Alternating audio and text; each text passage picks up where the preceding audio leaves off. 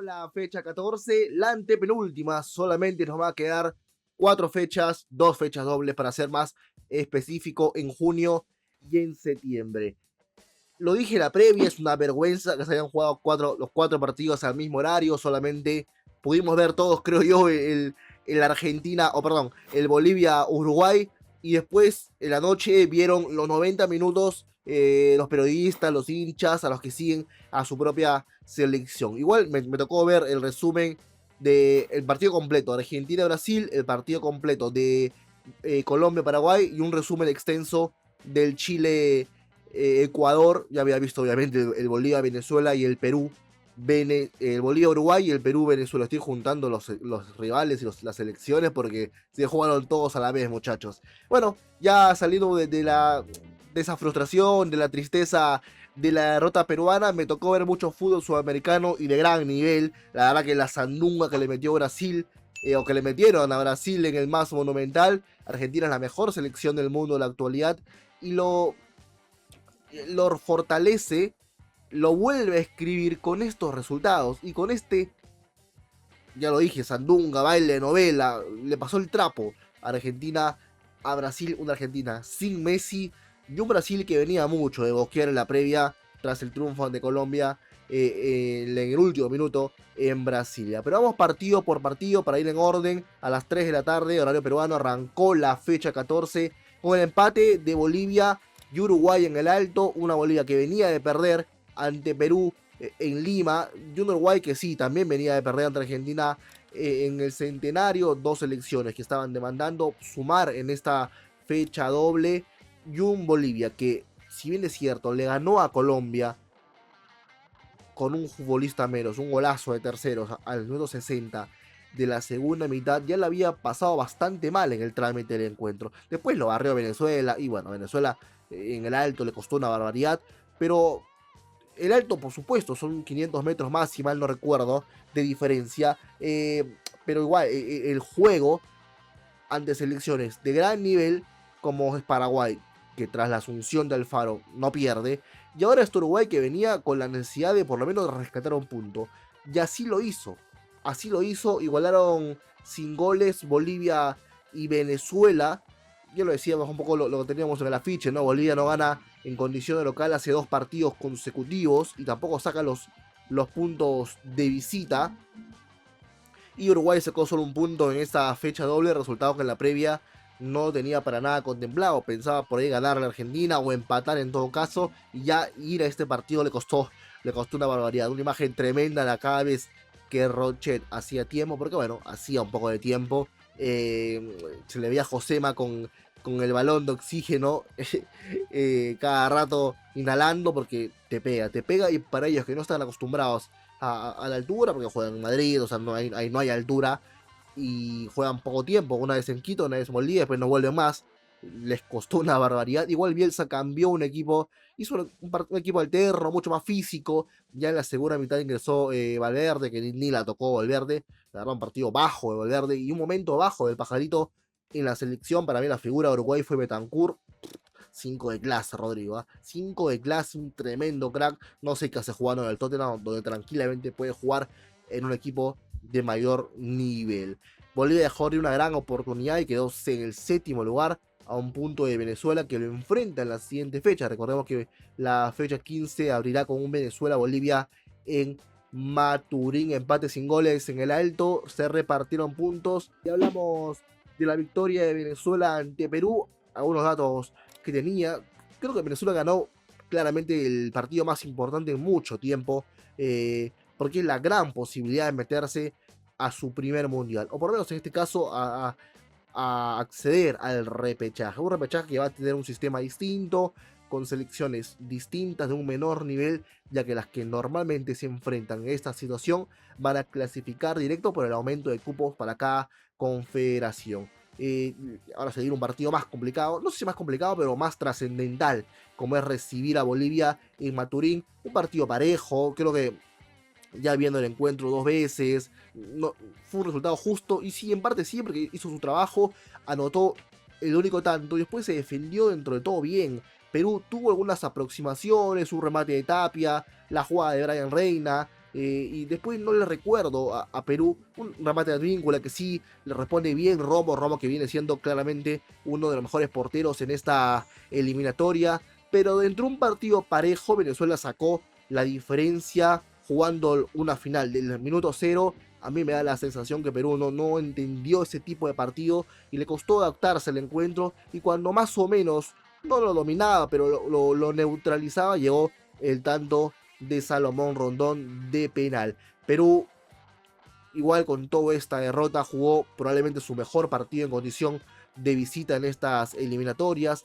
Aún así no le terminó alcanzando ni siquiera para sumar su primer gol de visita. Perú no ha hecho goles en estas eliminatorias en condición de visita. Los únicos de local fue uno ante Venezuela, uno ante Uruguay, uno ante Colombia y bueno, tres ante Bolivia, pero solamente ha hecho goles en 4 partidos en condición de local.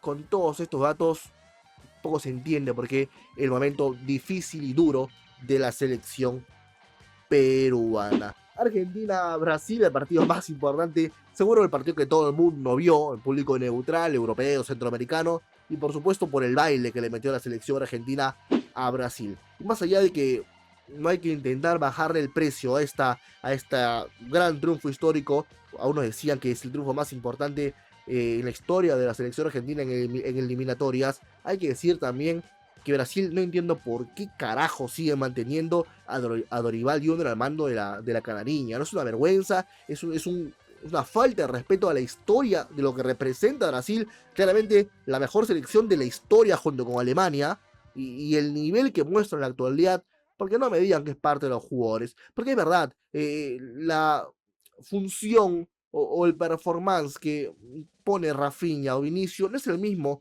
con la selección que con su club. En su club la rompe. Bueno, el Madrid hoy por hoy la figura es Mbappé, y en el Barça se lo reparte con Yamal. Pero dentro de eso está en el top 3. Pero ni la tocaron aquí en el más monumental. Y una Argentina que venía sin Messi, que venía con la rabia, porque Rafinha había un poco, ¿cómo puedo decir, no? Dado algo de pica en la previa de este partido con sus declaraciones, dando a entender que les iban a dar una paliza. La paliza se la llevaron ellos y se la tienen que comer ahora, ¿no? Se la tienen que comer. La exhibición de los interiores, sobre todo, de McAllister, de Enzo, jugaron fenomenal. El gol de Brasil, de Joao Pedro, me parece que es de una equivocación del Cuti Romero, así que es un gol prácticamente que se lo hace la propia Argentina, pero reaccionó rápido, no lo dejó meterse al partido a Brasil, y le metió un tanto para cerrar el primer tiempo, y a la segunda mitad prácticamente no se jugó. Argentina dominaba todo el partido, y la sensación que deja es de que hoy por hoy Argentina está en la capacidad no solo de ir al Mundial con tener un rol protagónico o importante, sino hasta de ganar su segundo Mundial consecutivo. Y hay que ver las selecciones que creo que en la historia han sido Italia en los 30, y Brasil, las únicas dos selecciones que han logrado el bicampeonato. Y Argentina es candidato número 1 para llevarse el Mundial de Estados Unidos, México y Canadá 2026. Y un dato, Argentina ya con el empate de Uruguay ante Bolivia en el Alto, matemáticamente, oficialmente, ya se había metido al Mundial 2026, había clasificado. Es la segunda selección. La primera había sido Japón en Asia. Sandunga de la selección de Leonel Scaloni. Empate de Colombia 2-2 ante Paraguay en el Metropolitano de Barranquilla. Momento, a ver, más allá de que Colombia esté clasificado ya al Mundial, un momento duro, una mini crisis se podría decir.